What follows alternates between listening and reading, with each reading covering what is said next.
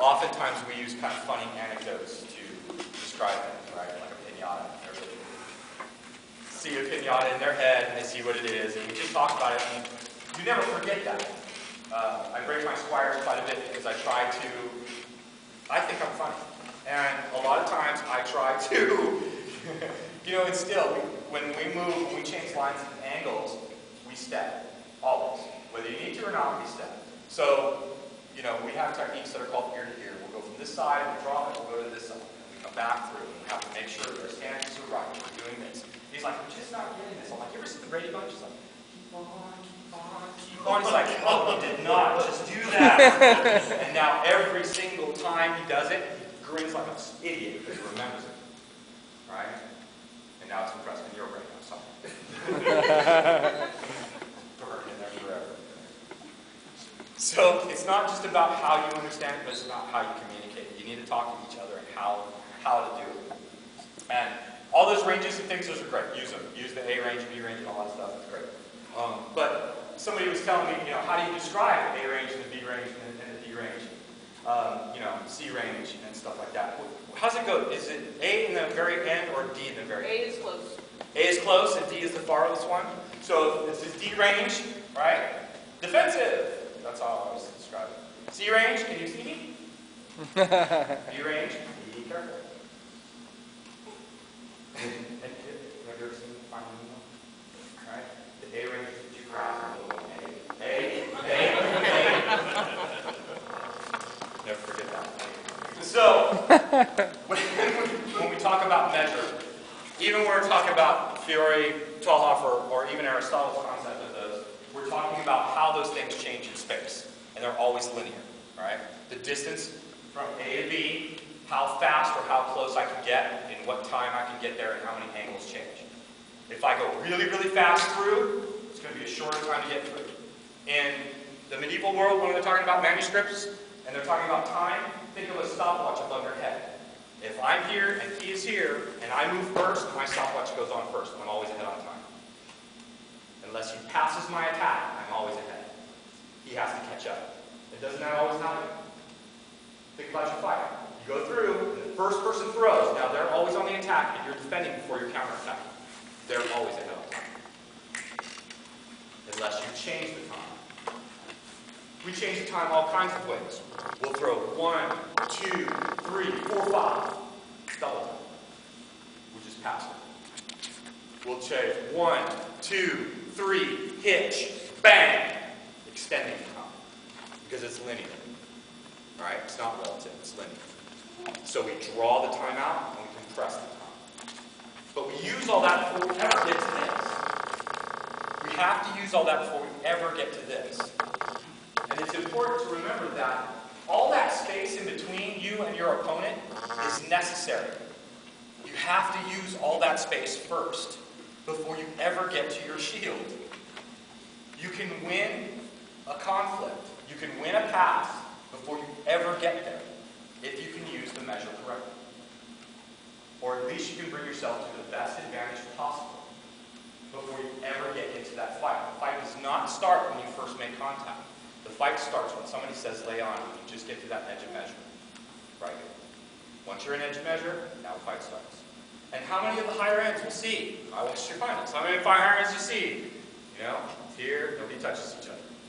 It's here, nobody touches each other. And it's here, right? What's going on in the air above them? I see you're using Frozen Monkey. I should use Jelly Dragon. I see you using Raging Grasshopper, right? It's exactly what's going on. Because they're gauging the distance in between them before the attack. And all those angles are happening. Right? Because the angles change. If he's that tall, how tall are you? 6'4". If they're that tall, the closer I get to him, the more advantage he has at the top of the head. Right? And in our game, top of the head is dead. So we don't want to do that. In our game, top of the head is death. So we don't want to constantly change our fight to this.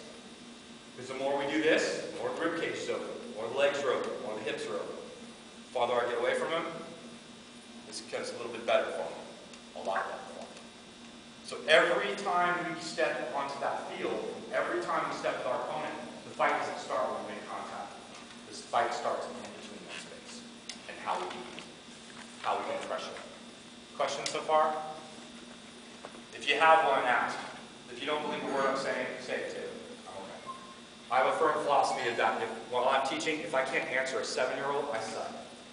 So if you got a question, why? Why do you do that? I'll try to answer you. I'm a firm believer in explaining exactly why I believe what I believe and why it works and why it doesn't. So if I talk all the time, and I'm inside all the time, that's where I seem to have most of my success. Because I'm capitalizing on his angles.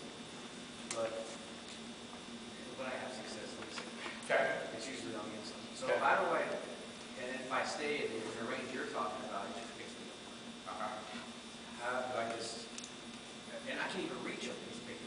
How do you reconcile the difference between, staying away and being close enough to be able to hit them? I understand.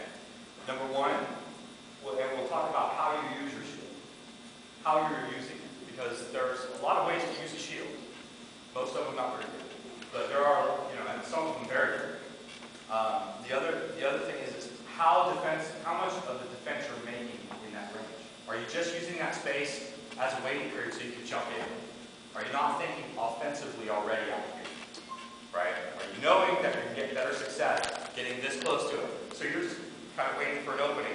And then you dive in. But sometimes when you dive in, you get dead. Oh, yeah. And a lot of times that's the preparation that we need to take away a little bit. Right? I don't want to look for a space that I can dart into and throw. And when you kill him, where do you kill him most of the time? Top of the head? Up here? Yeah, sometimes the head. We want to try to expand what we can do with the shield and how we can fight with it. We want to expand how we can strike with it. Right? We understand the game. Top of the head, good force, is a kill. Right? You're an authorized fighter, right? What is the SCA standard for an authorized harness? Armor. What is it? Top bottom. Oh, you got your joints. Right? Your neck. Right? Your vertebrae. Right?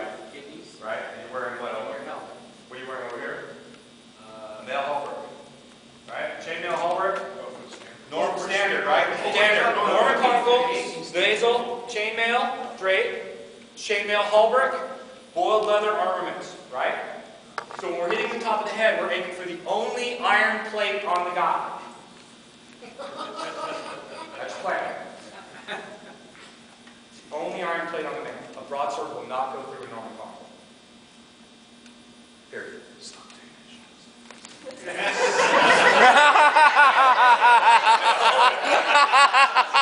No. Because that's not our tradition. That's not our tradition. That's not our game. Stop taking headshots. That's not our tradition. That's not our game. Our game and our tradition is a good blow to the head is a death. The reality is a broadsword will not go through a Norman conkle. I've broken more swords than most of you have probably ever seen. I've broken more armor than you've probably ever seen. I do in the way. Never put a blade through a helmet. Never. Sharpest, hardest, two-handers, never put one through. And the Norman conkle is double ply because it's 4 plates with bands.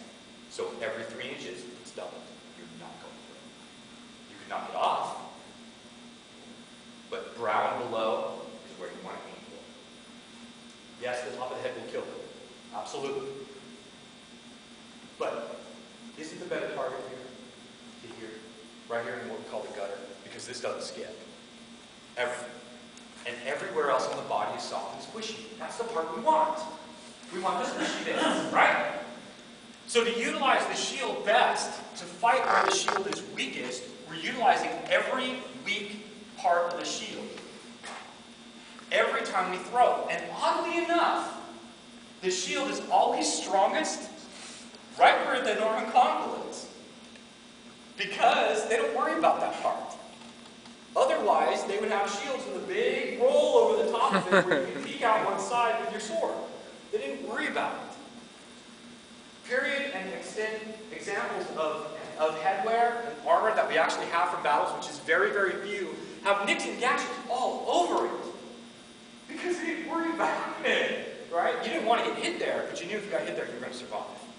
Everywhere else, not so good. Not so good. And because